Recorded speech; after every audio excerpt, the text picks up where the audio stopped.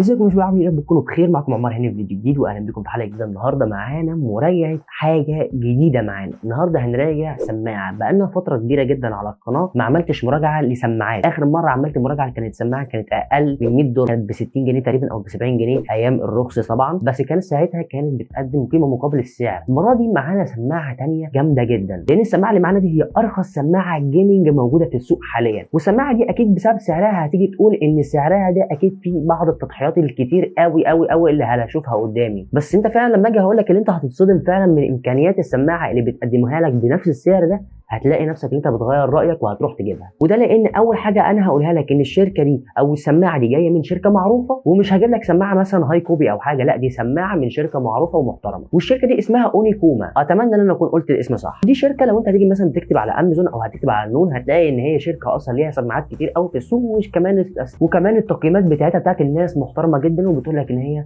جوده السماعات بتاعتها محترمه وحلوه جدا. وده طبعا مقابل السعر بتاع الرخيص اللي بيبقى موجوده. يعني ممكن تقدر تقول ان دي الشركه اللي هي يعتبر شاومي بس بالنسبه للسماعات. ومن غير كلام كتير تعالى بقى اكلمك على امكانيات السماعه دي. بس قبل ما نبدا انا الفيديو ده تعبت فيه قوي، فيا ريت ما تنساش تعمل لايك وشير سبسكرايب وتفعل زر الجرس عشان يجيلك كل فيديوهاتنا اول باول. وشكرا ليكم على السبسكرايب الكتير اللي احنا وصلنا ل 200. انا بشكركم جدا على ال 200 مشترك دول، وان شاء الله نكتر اكتر من كده بكتير. ويلا بينا نبدا.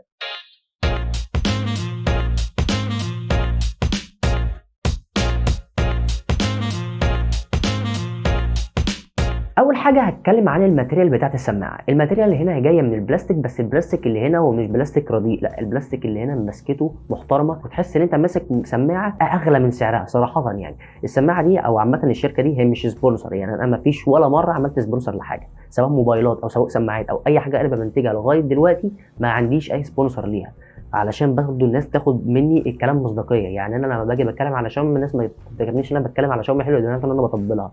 انا ما خدتش سبونسر من اي حد، لكن انا بقدم لك افضل حاجه بارخص سعر حاليا. والسعر بتاع السماعه فعلا انك هتتصدم منه. بس قبل السعر اللي هو هيبقى في الاخر خالص، عايز زي جر رجلك كده شويه، سيبني العب بيك شويه، سيبني العب بيك عزيزي المشاهد. لان السماعه اللي معانا اول حاجه الماتيريال بتاعتها محترمه، الماتيريال بتاعتها متينه، مسكتها جميله جدا، بريميوم جدا في الايد. ده غير كمان طبعا الار جي بي اللي بيبقى موجود اصلا في السماعه. والار جي بي كمان سواء هو في الاضاءه او في الليل هو لونه حلو وكمان واضح. بس طبعا هنا انت مش هتقدر تتحكم في الار جي بي، بس هو الار جي بي الوان كتير بتتغير على حسب المده اللي هم مبرمجينها عليه. كمان القماش بتاع السماعه هنا قماش حلو، يعني ما بيعرقنيش او ما بيخلينيش ان انا احس ان انا في اكلان في جلدي بسبب مثلا الدقن اللي بتبقى موجوده. لا الكلام ده كله انا ما حسيتوش، ممكن بسبب ان يكون احنا في الشتاء فالكلام ده اكيد مش هحسه، الله اعلم. بس لغايه حاليا انا واخد احلى تجربه استخدام بالنسبه للديزاين او بالنسبه كمان لللبسه بتاعت السماعه. وده لان السماعه الحواف بتاعتها انت فعلا الودان بتاعتك داخله لجوه، ودي افضل ميزه انا كنت مستنيها في السماعه دي. انا كنت الصراحه في الاول قلت ان السماعه دي بقى بالسعر بتاعها ده هلاقي ان انا السماعه بتاعتي السماعه هتيجي في الحواف بتاعت وداني عادي، وهلاقي وداني بتوجعني زي اي سماعه انا جبتها. لكن المره دي السماعه حوافها واسعه فعلا. انا بقعد مثلا العب جيم كبير مثلا زي ليج اوف ليجند او بلعب فالورنت او العب اي لعبه شوتر، او على الاقل لما اجي استريم فتره طويله الاقي نفسي ان انا مش تعبان بتاتا، لا ان الدنيا مريحه، حتى هي كمان مش قافله على وشي او قافله على الفك بتاعي بحس ان في الم. الكلام ده كله يعتبر ما لقيتوش. وسيبنا من الديزاين وتعالى نتكلم عن صوت السماعه. صوت السماعه هنا هو نقي جدا، مهما عليت بتلاقي ان التريبل البيز التفاصيل بتاعه الصوت كلها متوزعه بشكل صحيح، مفيش اي حاجه سايحه على بعضها. يعني مش عشان انا عليت الصوت لغايه 100% هلاقي ان الصوت ضارب في بعضه. الحاجات دي كلها انا ما شفتهاش الصراحه. بالرغم ان السماعه ممكن نقول ان الصوت بتاعها مش عالي قوي، بس انت فعلا لو حد جه يكلمك انت مش هتسمعه. ودي ممكن تكون حركه ذكيه من الشركه، ان هي ممكن تكون السماعه مش اعلى حاجه موجوده، ولكن هي عارفه ان ده اعلى حاجه اقدر ان انا اوصلها لك من غير ما تلاقي ان السماعات او الصوت سايح على بعضه. ده مش معناه ان الصوت وحش، لا الصوت لو حد كلمك وهو قدامك انت مش هتسمعه، بس انت هتلاقي نفسك اللي انت عايش جوه جو حلو. لان كمان السماعه دي محيطيه، السماعه دي للجيمنج، هتقدر ان انت تعرف الصوت ده جاي من يمينك ولا من شمالك. مش كده وبس، تقدر ان انت تعرف الراجل ده في الدور الكام، لان في ناس طبعا كتير بتقعد تقول لك اصل في ناس هاكرز. لا الناس مش هاكرز، هم جايبين سماعه محترمه، سماعه فعلا انت تعرف ده في الدور الاول ولا الثاني ولا الارضي ولا هو جنبك ولا هو قريب منك ولا بعيد، هتعرف التفاصيل دي. انا لعبت فيها جيم فالورانت فعلا انا كنت مستمتع جدا بتجربه الاستخدام بتاعتها، وفعلا عشت لحظه لا انا فعلا فرقت معايا كتير جدا في اللعب. بالنسبه للمايك بتاع السماعه فانا هوريكم دلوقتي تجربه انا عملتها بالمايك بتاع السماعه وانتوا قيموه. انا الصراحه شايف ان هو مايك ممتاز الى حد ما بالنسبه للفئه السعريه اللي هو جاي بيها. ازيكم يا شباب، عاملين ايه؟ يا رب يكونوا بخير. دلوقتي زي ما انتم ما شايفين اهو ده صوت المايك بتاع السماعه، الصوت واضح ونقي جدا وكل الكلام واضح وصريح، مفيش اي حاجه بتلخبط في بعضها. اعتقد ان الصوت، اعتقد ممكن نديله 8 من 10. الصوت ممكن يكون مكتوم سنه صغيره، ولكن برضو اللي قدامك هيسمعك كويس، حتى لو انتوا بتعملوا فايت او انتوا بتلعبوا لعبه او بتلعبوا لعبه جماعيه في الفايت، هتسمعوا برضو صوت بعض بشكل كويس.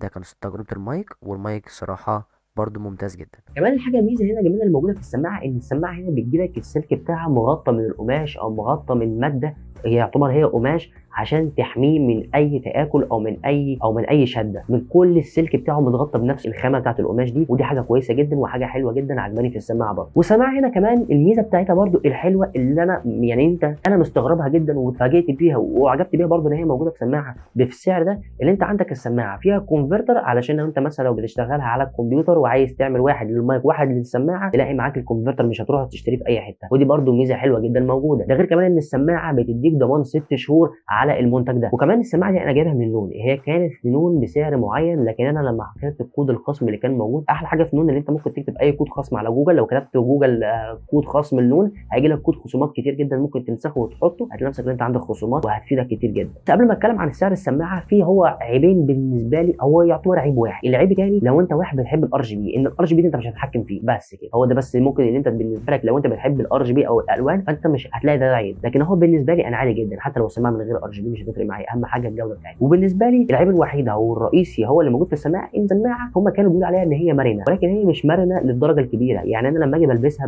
بحذر، هي مرنه بس مش للدرجه الكبيره، هي عادي يعني يا دوبك انت بس ممكن تعملها كده يمين وشمال، بس ده اكتر ولا اقل ولا اكتر، يعني ما تفردهاش اكتر من كده لانها ممكن تتكسر منه. هو ده يعتبر العيب بالنسبه لي الوحيد اللي موجود في السماعه. بالنسبه للصوت، انا الصوت ده ممتاز جدا ومرضي عنه قوي، حتى كمان السلك بتاعها محترم، حتى كمان طبعا انت عندك هنا في زرار تقدر تعمل ميوت من السماعه نفسها المايك بتاعها، او كمان تقدر تعلي او توطي في الصوت. الخلاصه دي افضل سماعه تقدر تجيبها بالسعر اللي هي موجوده فيها، لانها هي فعلا بتقدم افضل قيمه مقابل السعر. والسماعه دي هو سعرها موجود في نون ب 300 جنيه، ولو انت عملت كود خصم هتلاقي نفسك انت جبتها ب 293 جنيه. يا رب يكون الفيديو عجبكم، ما تنسوش تعملوا لايك وشير سبسكرايب. كان معاكم عمر هاني، بس فيديوهات تانيه كتير باذن الله. ولو انتوا حابين فيديوهات للسماعات او للحاجات اللي زي كده اعملوا لي لايك عشان ندعم ونجيب حاجات تانيه ونعمل عليها مراجعه. انا معاكم عمر هاني، في امان الله.